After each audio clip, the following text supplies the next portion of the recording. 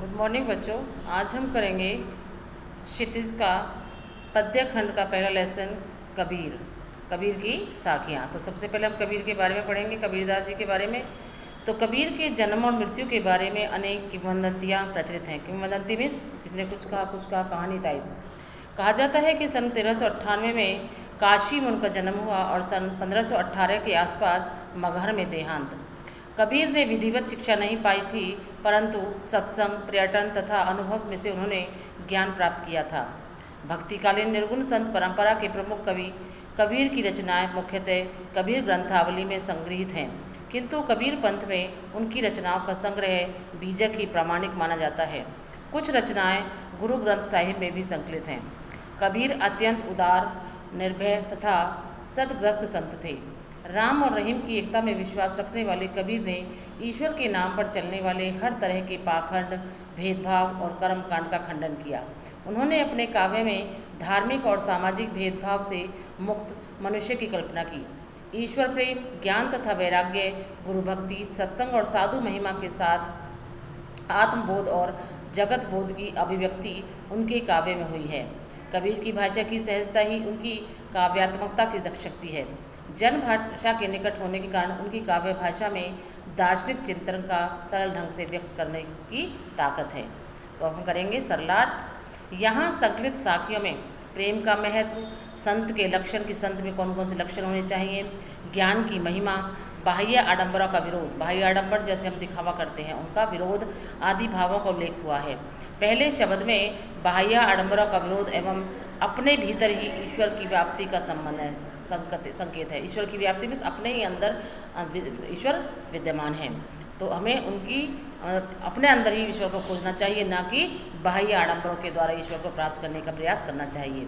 तो दूसरे शब्द में ज्ञान की आंधी के रूपक के सहारे ज्ञान के महत्व का वर्णन है। कबीर कहते हैं कि ज्ञान की सहायता से मनुष्य अपनी दुर्बलताओं से मुक्त होता है। ठीक है, नेक्स्ट अब हम करेंगे सरलार्थ। तो सबसे पहला है, मान सरोवर सुभर जल, हंसा केली कराही, मुक्ता फल मुक्ता चुगे, अब उड़ी अनंतरा जाही। मान सरोवर सुभर जल, मान सरोवर किसको कहा है यहाँ पर? हृदय को।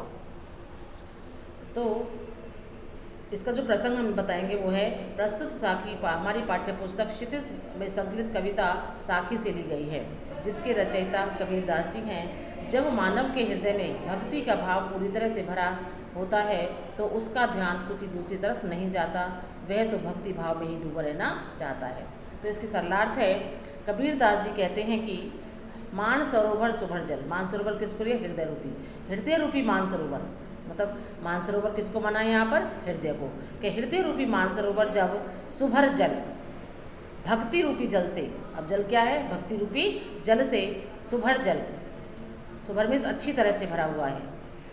कबीरदास जी कहते हैं कि हृदय रूपी मानसरोवर जब भक्ति के जल से पूरी तरह से भरा हुआ होता है तो हंसा केली कराही, तो हंस रूपी आत्माएं, आत्मा को क्या माना है? हंस, हंस को क्या माना? आत्मा, सॉरी, हंस रूपी आत्माएं उसमें केली कराही, कराही में केली मीन्स क्रीड़ाएँ करती हैं, हंस रूपी आत्माएं उसमें क्रीड़ाएँ करती हैं।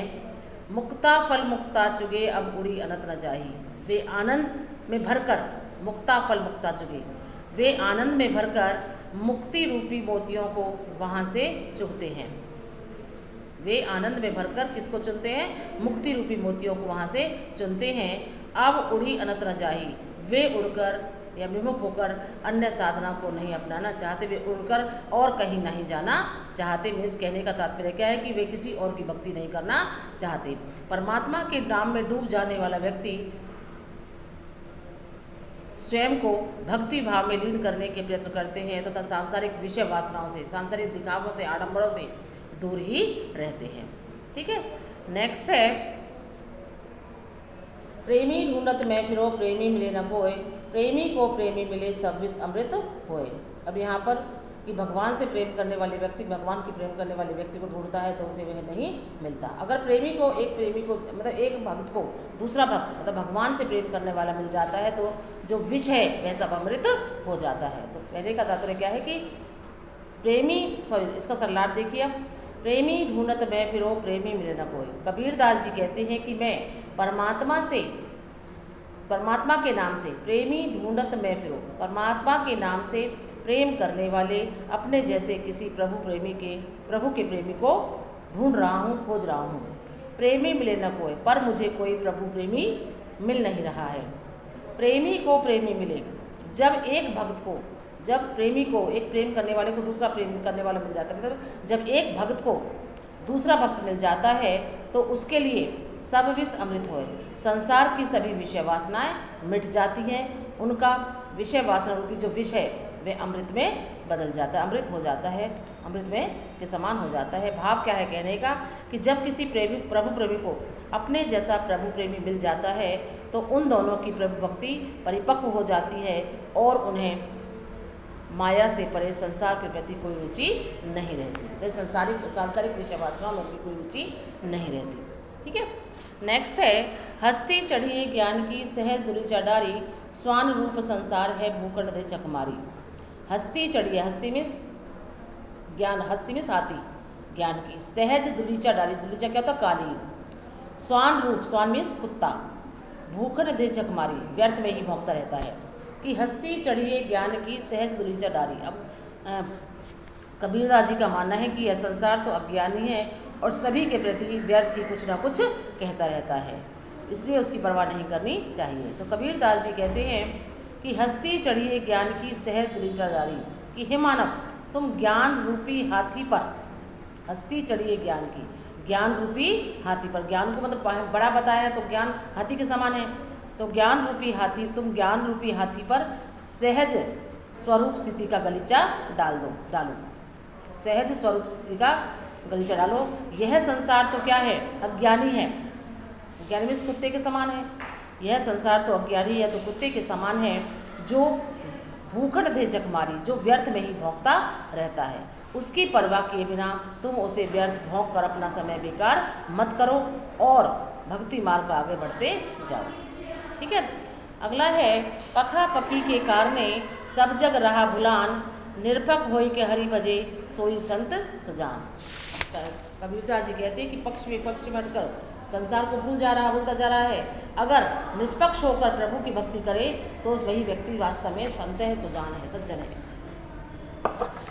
पखा पखी मीन्स पक्ष विपक्ष, कारणे कारण, सब जग रहा भुलान, भूलता हुआ जा रहा है, निरपक होई के निष्पक्ष भाव से अगर हरि का भजन करे तो सोई संत सुजान, वही व्यक्ति वास्तव में सज्जन है।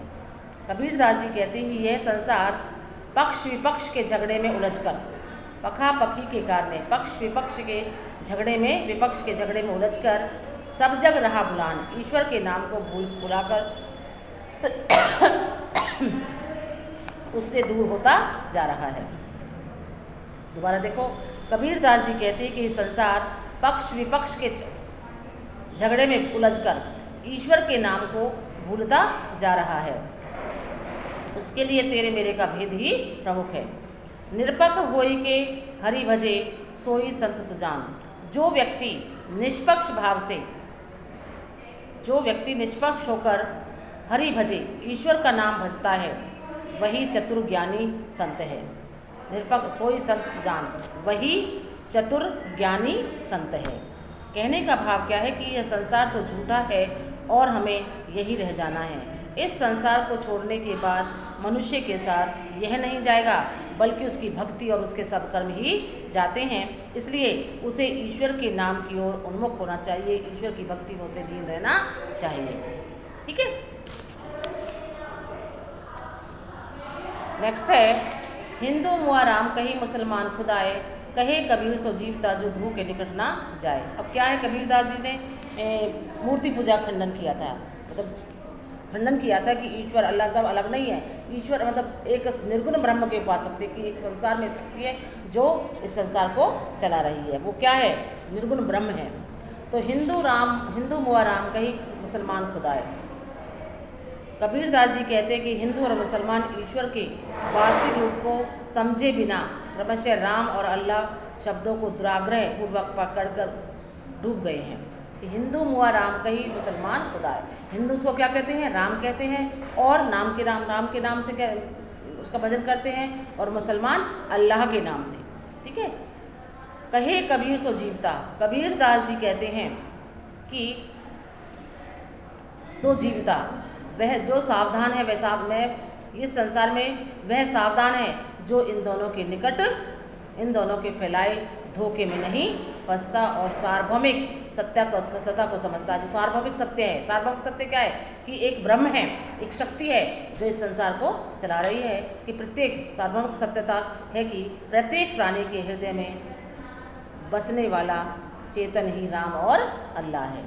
तो कबीरदास जी, दोबारा देखो, कबीरदास जी कहते हैं कि हिंदू और मुसलमान ईश्वर के वास्तविक रूप को समझे बिना क्रमशः राम और अल्लाह शब्दों को दुराग्रह पूर्वक पकड़कर डूबे हुए हैं।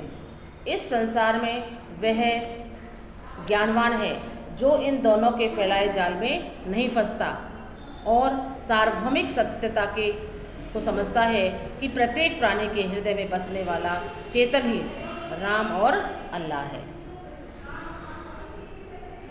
तो आज हम इतना ही करेंगे, नेक्स्ट कल की क्लास में करेंगे। तो इसके जो वर्ड मीनिंग है, बुक में आपकी में वर्ड मीनिंग दे रखे हैं वो करने हैं और इनका सरलार्थ आपको करना है। बाकी इसके क्वेश्चन आंसर मैं आपको होमवर्क में भेज दूँगी, वो करने हैं। ठीक है।